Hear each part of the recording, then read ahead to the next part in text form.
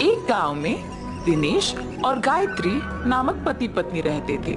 उनके मालिनी और चंदू नामक दो बच्चे भी थे। दिनेश एक छोटा नौकरी करता था और उसी से आए हुए पैसों से अपना घर चलाता था। ऐसे उनका परिवार खुश रहता था। एक दिन दिनेश हमेशा की तरह कार्यालय में अपना काम कर रहा था जब उसे अपने सहयोगी के वजह से नौकरी से निकाला गया था। उसे नौकरी से निकाल देने पर वो रोज आने के समय से पहले ही घर पहुंच जाता है, किसी से बात नहीं करता है और उसके कमरे में बैठ जाता है। उसे ऐसे देख उसकी पत्नी उसके पास जाके पूछती है, क्या हुआ जी, आप ऐसे क्यों हैं? कुछ नहीं। तो ऐसे दुखी क्यों बैठे हैं? दिनेश बिना कुछ बोले शांत रह जाता है। अगर मैं बार बार पूछूंगी तो शायद उन्हें और दुख पहुंचेगा। धीरे से बात में पूछूंगी। ऐसे सोचकर वहां से चली जाती है। ऐसे कुछ दिन वो नौकरी पे नहीं जाता है और दुखी होकर अपने कमरे में ही बैठे रहता है। कम से कम अब तो बोलिए कि आप नौकरी को ना जाके ऐसे घर पे ही क्यों बैठे हैं?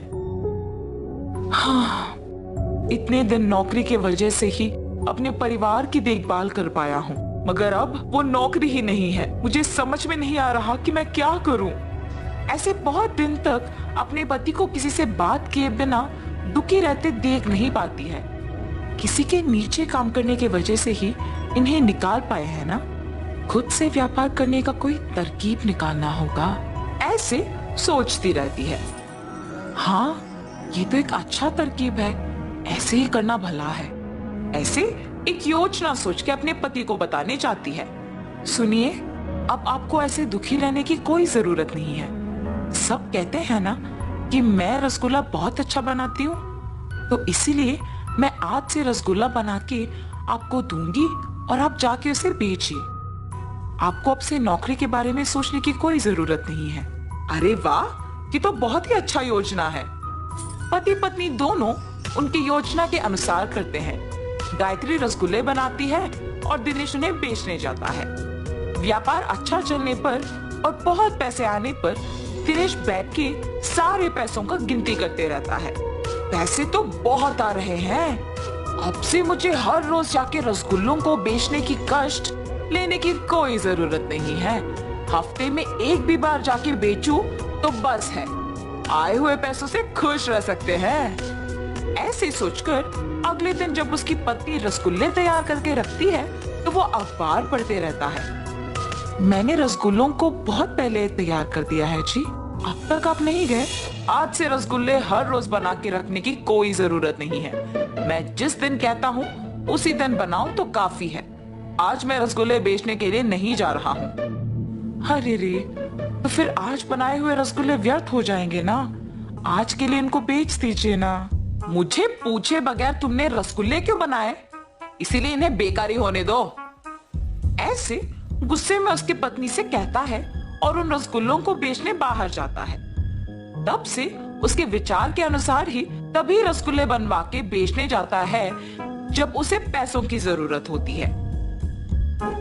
एक दिन गायत्री के पास एक आदमी आता है। जी, कौन है आप, किसके लिए आए हैं? माता, मेरा नाम आदित्य है।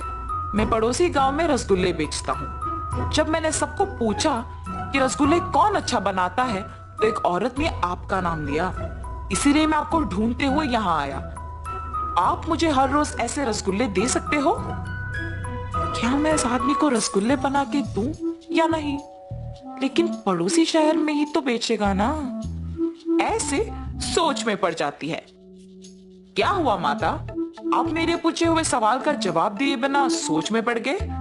क्या मुझे रसगुल्ले बना के देने में आपको कोई दिक्कत है? अगर है तो बोल दीजिए, हम उसका हल ढूंढेंगे। लग रहा है कि ये आदमी अच्छा ही है। अगर मैं इनको मेरे पति के बारे में बताऊंगी तो शायद हम दोनों मिलकर उनमें बदलाव ला सकेंगे। आप किस बारे में इतना सोच रही हैं? मेरे पति भी आप ही की तरह इस शहर में रसगुल्ले बेचते हैं।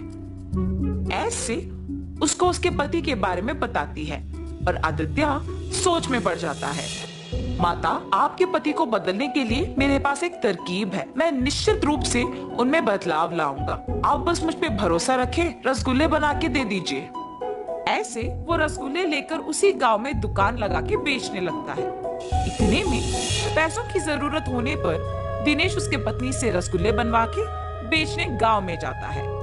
सारा गांव घूमने पर भी कोई उससे रसगुल्ले नहीं खरीदता है और उल्टा उससे किसी और के रसगुल्ले के दुकान के बारे में गांव वाले बताते हैं। इससे वो घर वापस दुखी लौट आता है। क्या हुआ जी, आप दुखी क्यों हो? कोई इसी गांव में रसगुल्लों का दुकान लगा के बेच रहा है। गांव वाले उसी से खरीद रहे हैं क्योंकि वो बहुत स्वादिष्ट है। ये सब मेरे ही वजह से हुआ है।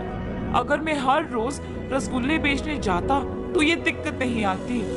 पैसों की कमी ना होने पर मैंने हर रोज जाना बंद कर दिया और कभी कभी ही बेचने जाता हूँ। इसी समय में किसी और ने मौका देखा और हर रोज रसगुल्ले बेचने लग गया। ऐसे कह के तब से हर रोज गांव में जाके रसगुल्ले बेचने लग जाता है। हमेशा की तरह सभी दिनेश के पास नहीं आए, पर भी व्यापार उसका ठीक ही चल रहा था। आदित्य जब गायत्री के बनाए हुए रसगुल्लों को लेने आया था तो वो गायत्री को दुखी देखता है। अरे क्या हुआ माता, ऐसे दुखी क्यों हैं आप? कुछ नहीं जी, मेरे पति के बारे में मैंने तो बताया ना आपको। वो आजकल सुधर गए हैं और हर रोज रसगुल्ले बेचने गांव जा रहे हैं। मगर किसी और ने हमारे ही गांव में रसगुल्लों का दुकान लगाया और इसकी वजह से उनका व्यापार पहले जैसे अच्छा नहीं चल रहा और वो दुखी हैं। माता, आपको याद है मैंने कहा था कि आपके पति में मैं बदलाव लाऊंगा? उस नए दुकान को मैंने ही लगाया। ये सब मैंने आपके पति को बदलने के लिए ही किया। अब जब वो सुधर गए, मैं वापस अपने गांव जाके हमेशा की तरह अपना दुकान चलाऊंगा। आप अब इसके बारे में मत सोचिए। ये कह के उससे रसगुल्ले लेके उस गांव में से दुकान निकाल के अपने गांव में लगाता है। तब से दिनेश के रसगुल्लों का दुकान हमेशा की तरह भीड़ से भरी रहती थी, क्योंकि सारे गांव वाले उसी के पास आने लगे। वो तो मेरी किस्मत है कि उस आदमी ने उसका दुकान निकाल दिया, वरना बहुत मुश्किल हो जाता था। अब से मैं किसी और को ऐसे मौका नहीं दूंगा और हर रोज रसगुल्ले बेचने आऊंगा। उस दिन से दिनेश ध्यान से रसगुल्ले बेच के अपने परिवार के साथ खुश रहता था। और इस कहानी का नैतिक क्या है? आलस सबका दुश्मन है। अगर हम हमारा काम गर्व के वजह से ढंग से नहीं करेंगे तो कोई और हमारा मौका छीन लेगा।